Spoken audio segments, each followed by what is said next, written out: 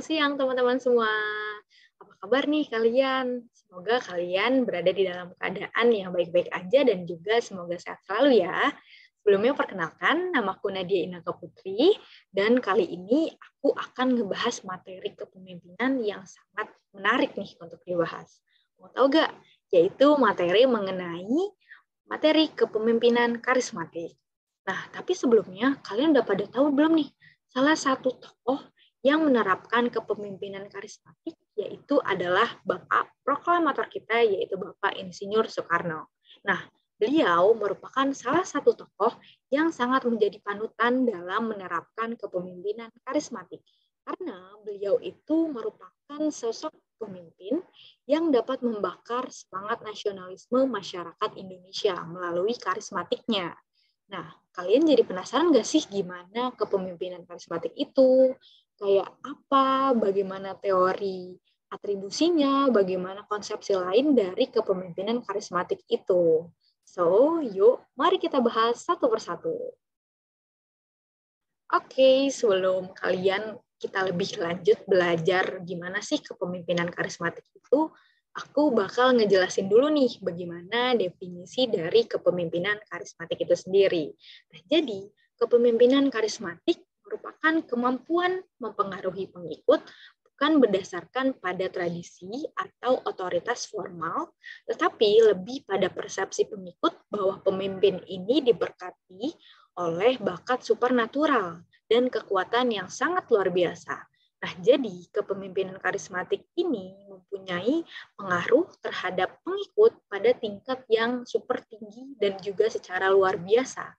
Bukan karena tradisi atau otoritas, tetapi karena persepsi dari pengikut itu sendiri. Dan pemimpin ini dipandang tidak hanya sekedar bos bagi para pengikutnya, tapi sebagai modal peran dan juga panutan hidup bagi para pengikutnya. Selanjutnya, saya akan menjelaskan mengenai teori atribusi dari kepemimpinan karismatik. Menurut Conger dan juga Kanugo, pada tahun 1987 menyatakan teori kepemimpinan karismatik ini berdasarkan asumsi bahwa karisma adalah fenomena yang berhubungan, atau bisa disebut juga sebagai atribusi. Nah, atribusi ini adalah memperkirakan apa yang menyebabkan orang lain itu berperilaku tertentu. Jadi misalkan ketika seseorang berperilaku tertentu, seseorang tersebut pasti memiliki faktor yang mendorong mengapa seseorang tersebut itu bisa berperilaku seperti itu. Dan menurut teori tersebut, atribusi pengikut dari kualitas karismatik kepada seorang pemimpin secara bersama-sama ditentukan oleh perilaku pemimpin, keahlian, dan juga aspek situasi. Selanjutnya, saya akan menjelaskan mengenai perilaku pemimpin atau faktor yang pertama. Nah, perilaku pemimpin ini, atribusi pengikut karismatik itu tergantung pada jenis perilaku pemimpin. Perilaku pemimpin itu seperti visi yang baru dan menarik, daya tarik emosional terhadap nilai, perilaku yang konvensional, pengorbanan diri, dan juga sikap yang optimis dan kepercayaan diri. Faktor yang kedua yaitu proses pengaruh. Proses pengaruh atau pengaruh utama adalah identifikasi pribadi, yang mana itu melibatkan keinginan pengikut untuk bisa menyenangkan dan bisa meniru pemimpin. Nah, selain itu, pengaruh dari seorang pemimpin karismatik ini mungkin juga melibatkan internalisasi nilai-nilai dan keyakinan baru oleh para pengikut. Selanjutnya ada faktor yang ketiga, yaitu kondisi yang memfasilitasi.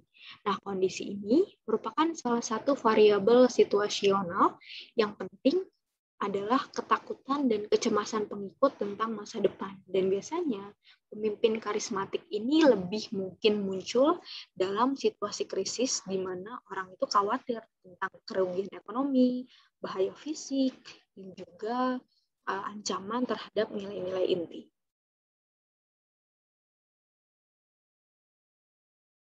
Selanjutnya, saya akan menjelaskan mengenai self-concept theory of charismatic leadership.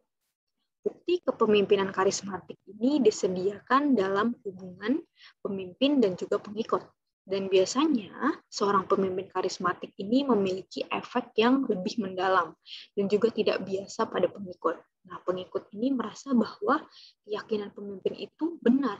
Mereka rela mematuhi pemimpin, mereka merasakan kasih sayang terhadap pemimpin, mereka terlibat secara emosional dalam misi kelompok atau organisasi, dan juga mereka memiliki tujuan kinerja yang tinggi. Dan juga mereka itu percaya bahwa mereka itu dapat berkontribusi pada keberhasilan misi suatu organisasi ataupun kelompok. Nah, dari konsep Theory of Charismatic Leadership ini itu terdiri dari 3 aspek yang telah saya sebutkan, yaitu yang pertama ada sifat dan perilaku pemimpin, yang kedua ada proses pengaruh, dan yang ketiga ada kondisi yang memfasilitasi. Selanjutnya, saya akan menjelaskan mengenai konsepsi lain dari karisma. Yang pertama itu ada proses psikodinamis. Nah, menurut proses psikodinamis ini, para ahli teori ini berusaha menjelaskan pengaruh yang tidak biasa dan tampaknya itu tidak rasional dari beberapa pemimpin karismatik yang diidolakan sebagai pahlawan manusia super atau dipuja sebagai tokoh spiritual. Nah, contohnya, ada seseorang yang telah melukai orang lain dan dia itu menderita rasa bersalah yang luar biasa.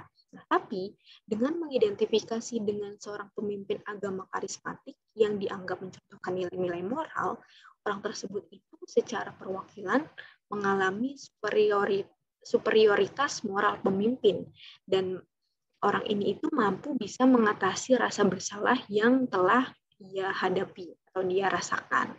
Selanjutnya, yaitu mengenai konsepsi lain dari karisma, yaitu ada karisma dekat dan juga karisma jauh. Nah, menurut Shamir, pada tahun 1995 itu mengusulkan bahwa atribusi karisma untuk orang-orang yang memiliki kontak dekat dengan pemimpin berbeda di dalam beberapa hal penting dari atribusi yang dibuat oleh orang-orang yang hanya melihat pemimpin dari kejauhan. Tapi diperlukan penelitian yang lebih lanjut gitu dari penelitian Shamir pada tahun 1995.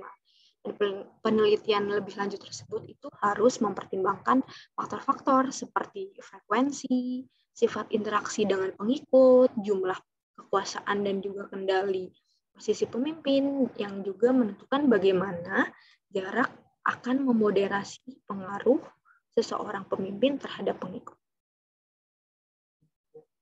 Selanjutnya, saya akan menjelaskan mengenai konsepsi lain karismatik yang ketiga, yaitu mengenai pemimpin karismatik versus pemimpin ideologis dan pemimpin pragmatis.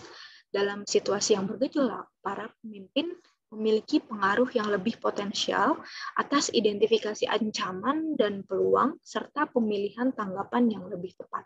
Dari 3 jenis pemimpin yang berbeda yang dapat muncul dari situasi ini itu diberi label. Yang pertama ada pemimpin karismatik, yang kedua ada pemimpin ideologis, dan yang ketiga ada pemimpin pragmatis. Dan setiap jenis pemimpin itu bisa efektif, tetapi mereka itu berbeda dalam hal sifat, perilaku, dan juga proses pengaruhnya. Jadi, dari semua pembahasan yang telah aku paparkan tadi, dapat kita tarik kesimpulan nih teman-teman, bahwa kepemimpinan karismatik ini merupakan suatu kepemimpinan atau kemampuan mempengaruhi pengikut dengan menekankan pada persepsi pengikut, bahwa si pemimpin ini diberkati dengan bakat supernatural dan kekuatan yang sangat luar biasa. Sehingga dari persepsi pengikut tersebut muncul nih ikatan emosi yang sangat mendalam antara pemimpin dan juga pengikut. Sehingga pengikut akan melakukan apa saja untuk bisa berkontribusi dalam visi yang dibawa oleh pemimpin. Dan dalam kepemimpinan karismatik ini juga dipengaruhi oleh beberapa faktor, yaitu seperti perilaku pemimpin, proses pengaruh, dan juga kondisi yang mempengaruhi. Mungkin cukup sekian pembahasan dari aku mengenai materi kepemimpinan tadi. Semoga ada insight yang baru ya bagi teman-teman semuanya. Aku mohon maaf bila ada kesalahan kata, dan aku terima kasih banget buat teman-teman yang udah mau nonton video ini sampai habis. Sampai berjumpa di lain kesempatan teman-teman. See you!